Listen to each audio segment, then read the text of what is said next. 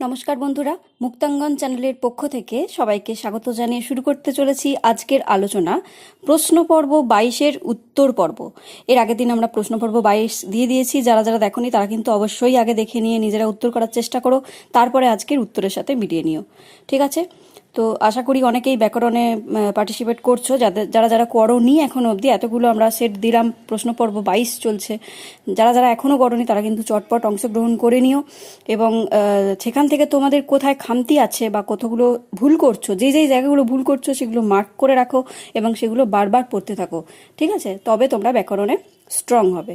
ব্যাকরণ এমন একটা জিনিস, যতদিন তুমি পড়বে ততদিন তুমি ভালো থাকবে, ভালোভাবে করতে পারবে, কিন্তু যখনই বন্ধ করে দেবে প্র্যাকটিস তখন কিন্তু তুমি আবার ভুলে যাবে। তাই ব্যাকরণটা প্রতিদিন চর্চাতে থাকার দরকার বলে আমি মনে করি এবং আমি যতটা পারবো চেষ্টা করবো এই ধরনের প্রশ্ন উত্তর, আর ভিডিও তো রইলই, ভিডিও আরও করব। এর সাথে সাথে আমরা কমিউনিটি গাইডলাইন্সেও কিন্তু প্রশ্ন দিচ্ছি, তোমরা সেগুলোতে অংশগ্রহণ করো। ঠিক আছে? তো চলো আজকে আমরা উত্তরগুলো জানিয়ে দিই। আমি আছি শ্রবণা মণ্ডল, তোমাদের সাথে থাকবো পাশে বন্ধু হয়ে। চলো আজকের ভিডিও আমরা শুরু করি।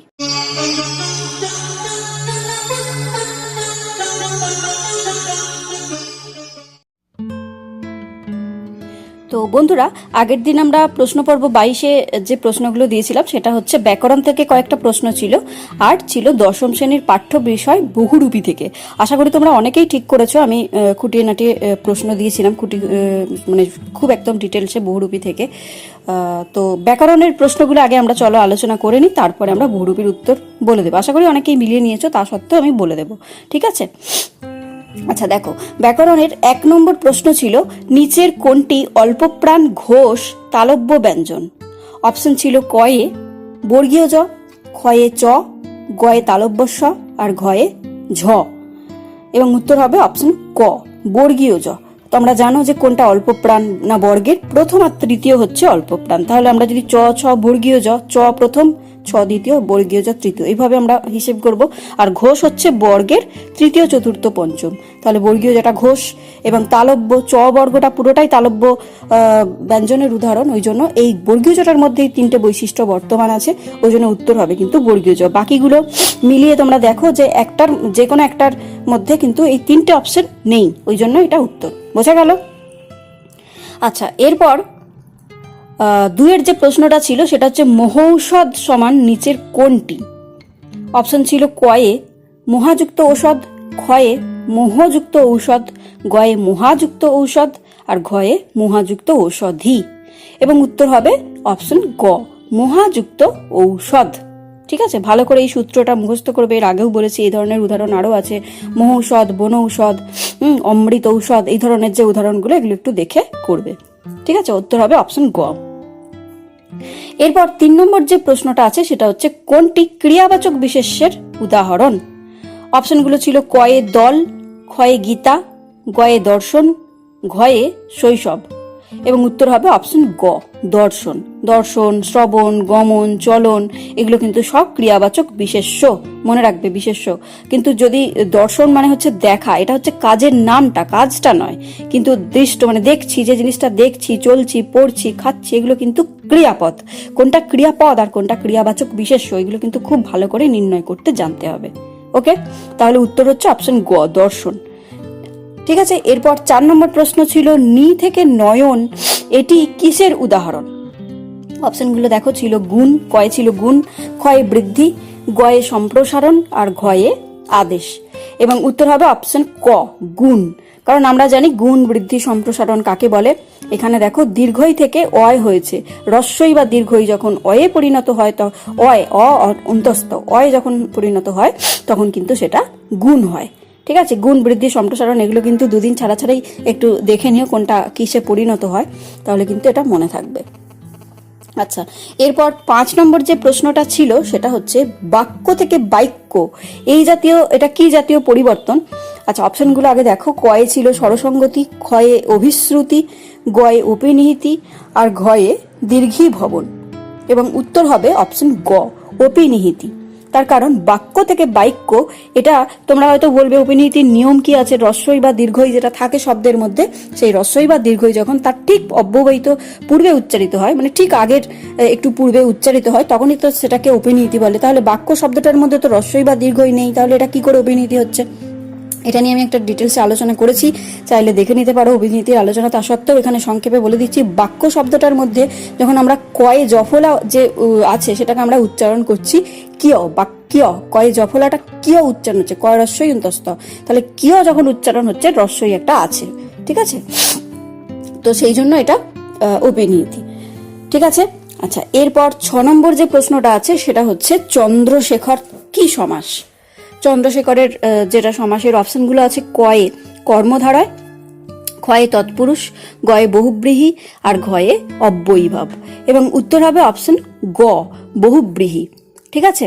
কারণ আমরা জানি যে চন্দ্রশেখর, তারপরে মৌলি শেখর, তারপরে তোমার অহিভূষণ, এই ধরনের যে সমাসগুলো হয়, এটা সবকিছুই বোঝাচ্ছে শিবকে। এগুলো বহুব্রীহি সমাসের উদাহরণ। অর্থাৎ চন্দ্র শেখরে যার, যার শেখরে অর্থাৎ মাথায় চাঁদ থাকে, সেটা কে না শিব। তো এটা চন্দ্রশেখর বলতে চন্দ্র এবং শেখরকে কোনোটাতেই বোঝাচ্ছে না, শিবকে বোঝাচ্ছে। অর্থাৎ তৃতীয় পদের একটা অর্থ প্রাধান্য পাচ্ছে বলে এটা বহুব্রীহি সমাস, ঠিক আছে? আচ্ছা, এরপর দেখো 7 নম্বরের যে প্রশ্নটা ছিল সেটা হচ্ছে বিভোর। এটা কোন শব্দ? এটা হয়তো অনেকেই চেনো না বা অনেকেই জানো, করতে পেরেছো। যারা চেনো না তাদের জন্য বলে দিচ্ছি। অপশনগুলো ছিল কয়ে তৎসম, ক্ষয়ে তদ্ভব, গয়ে অর্ধ তৎসম, ঘয়ে দেশি। এবং উত্তর হচ্ছে অপশন খ, তদ্ভব। কারণ বিভোর শব্দটা এসেছে বিহবল, বিহবল থেকে বিভোর, বয়সী হয় বয় ল, সে বিহবল হয়েছে রইল, বিহবল থেকে বিভোর শব্দটা এসেছে। তাহলে বিহবল হচ্ছে তৎসম শব্দ, তৎসম থেকে এটা বিবর্তনের মাধ্যমে এসেছে, ওই জন্য বিভোরটা হচ্ছে তদ্ভব শব্দ, ঠিক আছে? তো এই ছিল ব্যাকরণ থেকে 7টা প্রশ্ন। এরপর বহুরূপী গল্প থেকে যে প্রশ্নগুলো ছিল সেগুলোর উত্তরগুলো বলে দিই, তোমরা চটপট দেখে নাও। দেখো 8 নম্বর প্রশ্ন ছিল বহুরূপী গল্পে সন্ন্যাসী কতদিন জগদীশ বাবুর বাড়িতে ছিলেন?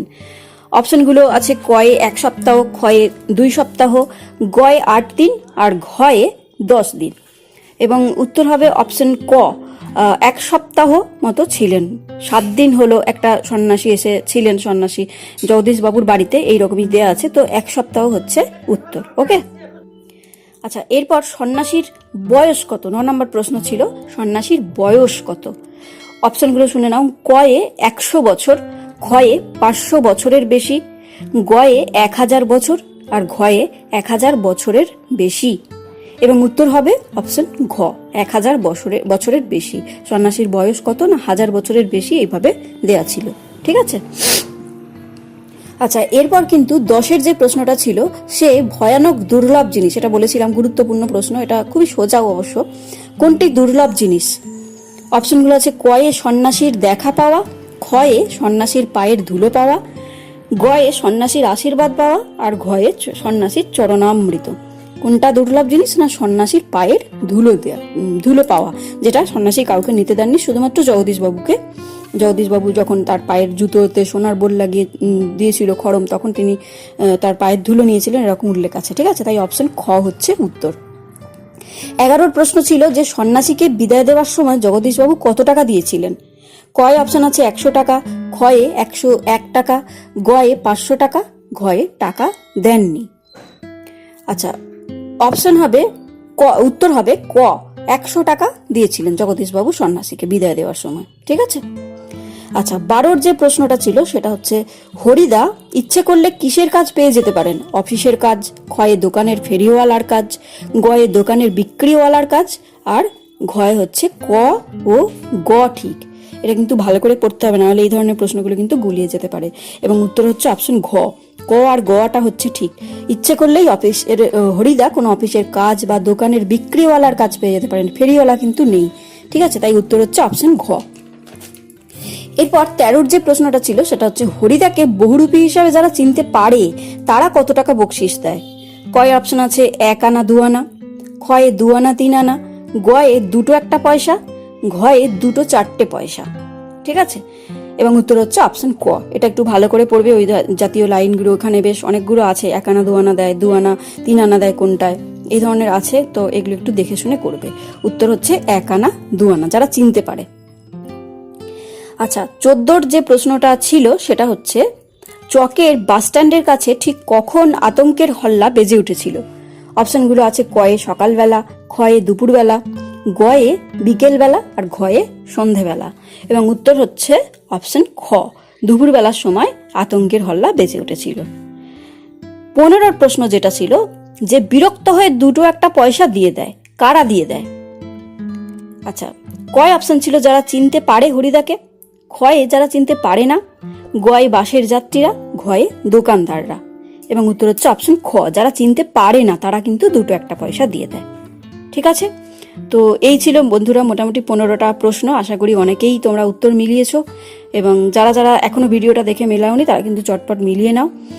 সবাইকে কত পাচ্ছ নিজেদেরকে যাচাই করে নাও। তোমরা যদি মনে হয় তুমি পিছিয়ে আছো, 15টার মধ্যে 15টা কোশ্চেনই পাচ্ছ না, সেক্ষেত্রে তোমার পড়াশোনা কিন্তু আরো গতি বাড়াতে হবে। ঠিক আছে, আজ এই পর্যন্ত। যদি ভিডিও ভালো লেগে থাকে অবশ্যই কিন্তু একটা লাইক করে দিও। যারা চ্যানেলে নতুন, চ্যানেলটা সাবস্ক্রাইব করে আমার পাশে থেকো। সবাই ভালো থেকো, সুস্থ থেকো। সবাইকে জানাই অসংখ্য ধন্যবাদ।